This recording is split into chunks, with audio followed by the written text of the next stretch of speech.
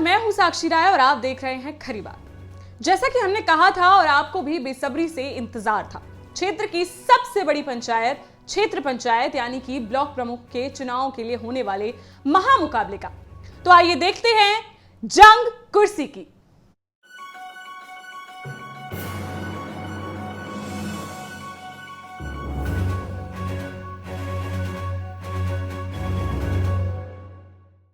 वर्ष 1995 में देश में पंचायती राज लागू होने के पहले ब्लॉक प्रमुख चुनाव सांसदों विधायकों की नाक का सवाल होते थे।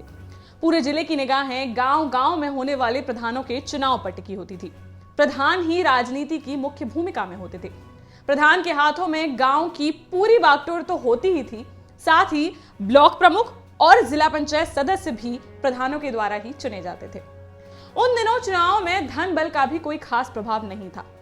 सामाजिक सेवा और कांग्रेस सत्ता से नजदीकी ही प्रत्याशी बनने की डिग्री मानी जाती थी। बुंदेलखंड का हृदय और राम राजा धाम मोर्चा के पड़ोसी जनपद झांसी का वह ब्लॉक जो मध्य प्रदेश की सीमा से 3 तरफ से घिरा हुआ है।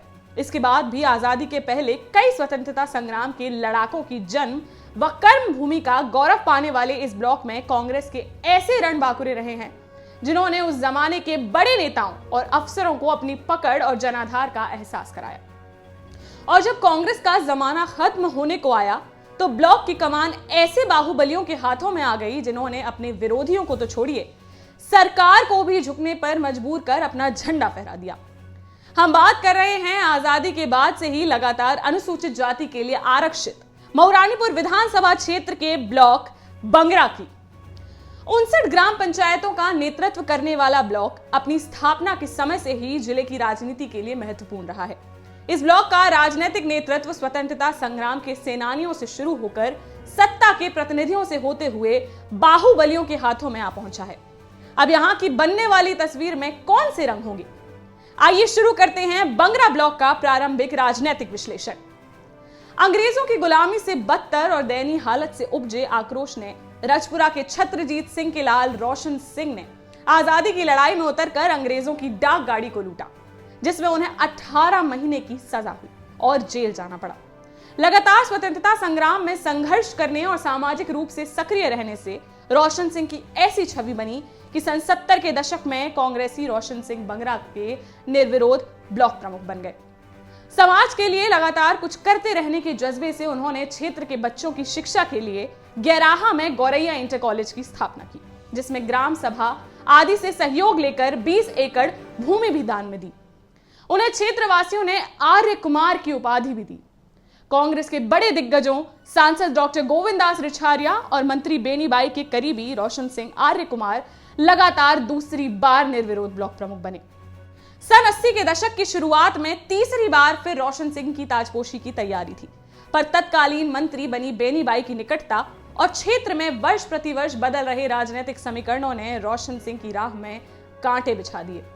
कुरैचा गांव के लंबरदार और ब्राह्मणों के असरदार नेता पंडित परशुराम लिटोरिया की सांसद डॉक्टर गोविंदास रिछारिया से बढ़ती नजदीकियों ने गुल खिला दिया और रोशन सिंह आर्य कुमार की ताजपोशी को ग्रहण लगाते हुए चुनाव में परशुराम लिटोरिया लंबरदार रोशन सिंह को हराकर पहली बार बंगरा के ब्लॉक प्रमुख बने। अचानक हुए तख्ता पलट से आहत उस समय के धुरंधर रोशन सिंह आर्य कुमार ने 1984 के अगले ही चुनाव में गोविंदास रिछारिया गुट के परशुराम शर्मा लंबरदार को हराकर एक बार फिर अपनी लोकप्रियता का परचम फहरा दिया। बंगरा ब्लॉक की राजनीति में यहीं से एक नए दौर की शुरुआत हुई। तत्कालीन दिग्गज रोशन सिंह आर्य कुमार द्वारा सक्रिय राजनीति से किनारा कर लेने के बाद नए गुट उभरने लगे। बंगरा के उल्दन क्षेत्र से चलने वाली राजनीतिक गतिविधियों का केंद्र रानीपुर बन गया। लोक दल और जनता दल की राजनीति के परवान चढ़ने से लेखराज सिंह यादव नए ध्रुव के रूप में सामने आए। कांग्रेस शासन के उस अंतिम दौर में राज्यसभा सांसद गोविंदास रिछारिया के करीबी परशुराम लिटोरिया कक्का की दावेदारी के खिलाफ लेखराज सिंह ने ताल ठोक दी, परंतु ना तो जनता दल मजबूत था और ना ही कांग्रेस इतनी कमजोर। जीत कांग्रेस के परशुराम लिटोरिया की हुई और वह दूसरी बार ब्लॉक प्रमुख बने। कांग्रेस का लंबा दौर खत्म हो चुका था। जनता दल जो बाद में समाजवादी पार्टी बनी का दौर आरंभ हुआ। मुलायम सिंह यादव और समाजवादी पार्टी के बढ़ते प्रभाव और उस दौर में बुंदेलखंड के मिनी मुख्यमंत्री कहे जाने वाले डॉक्टर चंद्रपाल सिंह यादव के करीबी लेखराज सिंह यादव का भी क्षेत्र में प्रभाव बढ़ने लगा था। क्षेत्र में समाजवादी पार्टी के दबदबे के बीच 1996 की शुरुआत हुई। चुनाव में सपा के लेखराज सिंह यादव और कांग्रेस के राजेंद्र सिंह लोहारी के बीच हुए चुनाव में लेखराज सिंह यादव जीते और पहली बार ब्लॉक प्रमुख बने। चुनाव में हारे राजेंद्र सिंह लोहारी को राजनीतिक संघर्ष और विवादों के चलते जेल भी जाना पड़ा। राजेंद्र सिंह लोहारी थे तो पक्के कांग्रेसी, पर प्रदेश में हाशिए पर जा रही कांग्रेस के नेताओं ने उनकी सुध नहीं ली। उधर भारतीय जनता पार्टी के नेता और सांसद राजेंद्र अग्निहोत्री की नजर राजेंद्र लोहारी और उनके संघर्ष पर थी। वह राजेंद्र लोहारी से जेल में भी मिले, उनकी चिंता की, साथ ही संघर्ष में साथ देने का वादा भी किया। इससे प्रभावित राजेंद्र लोहारी की नजदीकियां राजेंद्र अग्निहोत्री से इतनी बड़ी कि जेल से लौटने और प्रदेश में बसपा भाजपा की सरकार बनने से उत्साहित राजेंद्र लोहारी ने सितंबर 1997 में लेखराज सिंह का विश्वास कराकर बंगरा ब्लॉक पर पहली बार भारतीय जनता पार्टी का झंडा फहरा दिया।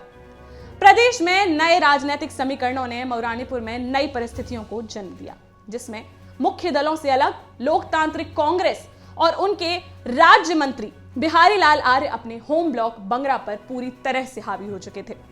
उन्होंने अनुसूचित जाति के लिए आरक्षित उस चुनाव में भकौरा के सदस्य गजेंद्र अहरवार को सत्ताधारी दल का प्रत्याशी बना दिया।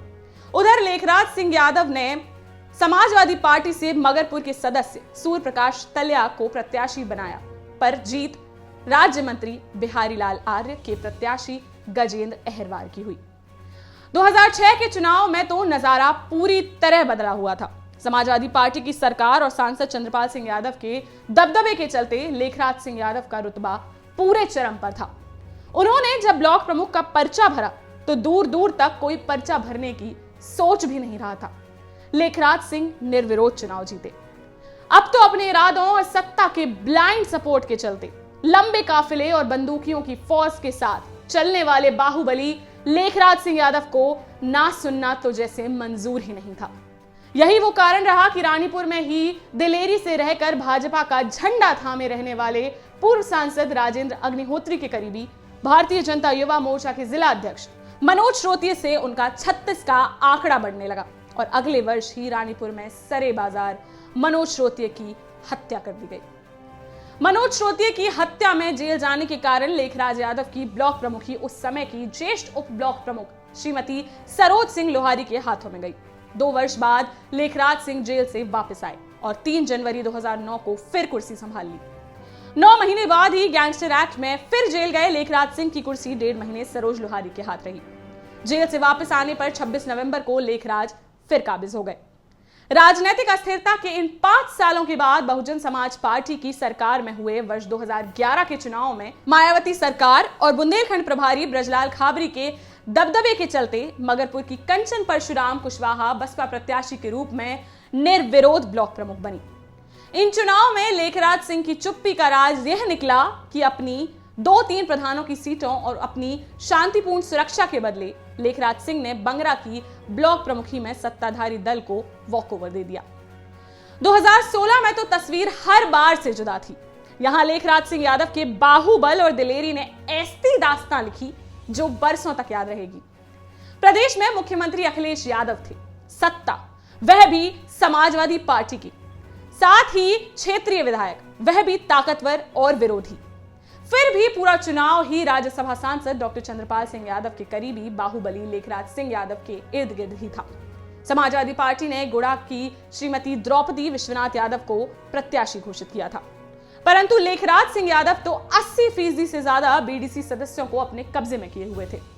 ऊपर तक से संदेश आया, जिला प्रशासन से भी दबाव बनाए जाने की खबरें आई। सवाल क्षेत्रीय विधायक और सत्ता के निर्णय और प्रतिष्ठा का था, पर बात नहीं बनी।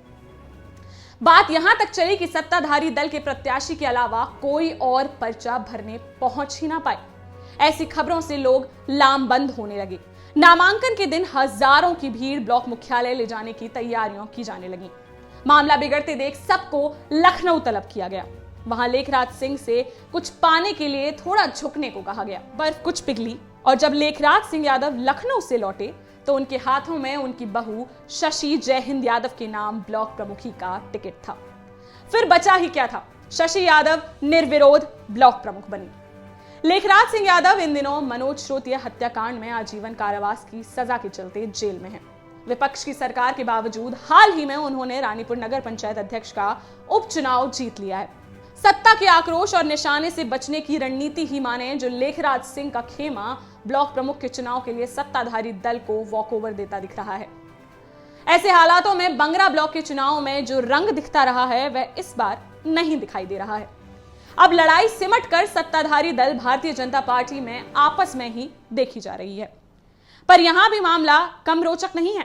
आज की राजनीति के नए गुर जिन्होंने नहीं सीखे हैं उन्हें तो बंगरा में चल रहे राजनीतिक दांव पेच ऐसे लगेंगे जैसे कोई अजूबा देख लिया हो। यहां तो क्षेत्र के विधायक को ही घेरा जा रहा है, उन्हें अपनी साख बचाना ही टेढ़ी खीर दिख रहा है।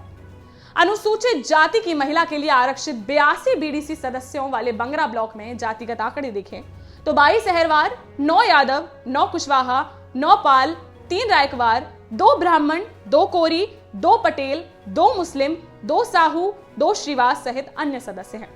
एक सदस्य कचनेव के रामेश्वर यादव का निधन होने से 81 सदस्य शेष हैं। यहाँ पूर्व मंत्री और वर्तमान में क्षेत्र के विधायक बिहारी लाल आर्य की पुत्री और भारतीय जनता पार्टी महिला मोर्चा की जिला उपाध्यक्ष भारती आर्य प्रमुख दावेदार हैं। उनका कहना है कि वे पिता के नाम और पद से नहीं बल्कि स्वतंत्र रूप से राजनीति करते हुए पार्टी का कार्य कर रही हैं। वह अपनी योग्यता और सदस्यों के एक तरफा समर्थन के बल पर भाजपा से टिकट मांग रही हैं। उधर बिहारी लाल आर्य के विरोधियों का तर्क है कि भाजपा की नीति सांसदों विधायकों के परिजनों को पंचायत चुनाव में टिकट देने की नहीं है। इस आधार पर वह अन्य कार्यकर्ता को प्रत्याशी बनाने की लड़ाई लड़ रहे हैं।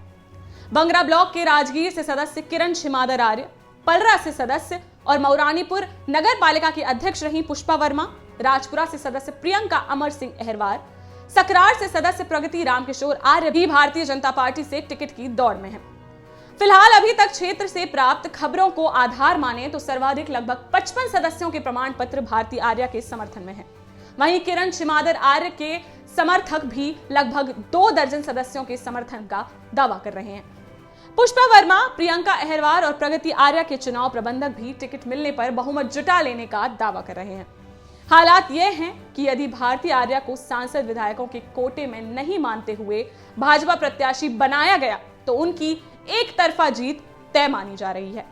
यह बात अलग है कि विपक्ष की लामबंदी सफल हुई और टिकट किसी अन्य को मिला तो पिता विधायक बिहारी लाल आर्य को भविष्य के राजनीतिक नुकसान से बचाने के लिए बेटी भारती आर्य को अपने कदम पीछे खींचने पड़ सकते हैं। पर ऐसे में भी उनके समर्थन के बिना भाजपा प्रत्याशी का जीत पाना बहुत कठिन होगा। अब ऐसे में लोगों की नजरें भारतीय जनता पार्टी के फैसले पर टिकी हुई हैं। चुनाव की तिथियों को लेकर सरकार का कोई इशारा नहीं मिलने से चुनावी जंग अभी निर्णायक दौर में नहीं पहुंची है। चुनाव में अभी वक्त है। राजनीति के धुरंधरों ने अभी पासे फेंकने शुरू नहीं किए हैं। बिसात बिछने को है, गोटें बिठाई जा रही हैं। यह राजनीति है, एक पल में इधर और दूसरे पल में उधर। ऐसे में चुनाव के रुझान को स्पष्ट करना अभी जल्दबाजी होगी। पर बंगरा ब्लॉक की राजनीति जोड़ तोड़ और उठापटक पर रहेगी हमारी पैनी नजर, और ऊंट किस करवट बैठता है फिर लाएंगे हम आपके सामने। इंतजार करिए हमारे अगले विश्लेषण का, जंग कुर्सी की। आज का राजनीतिक विश्लेषण आपको कैसा लगा ये हमें वीडियो को लाइक करके व नीचे कमेंट करके जरूर बताइए। तैयार रहिए, जल्द ही आपसे फिर मिलते हैं जिले के किसी दूसरे ब्लॉक के रुझान को लेकर। हमारे चैनल से जुड़ने के लिए YouTube पर जाकर खरी बात सर्च करें और हमारे अन्य वीडियोस भी देखें। इसके साथ ही नीचे लाल रंग में दिए गए सब्सक्राइब बटन और बेल आइकॉन को भी दबाइए जिससे हमारा अगला वीडियो हो आपके सामने। देखते रहिए खरी बात साक्षी मीरा राय के साथ।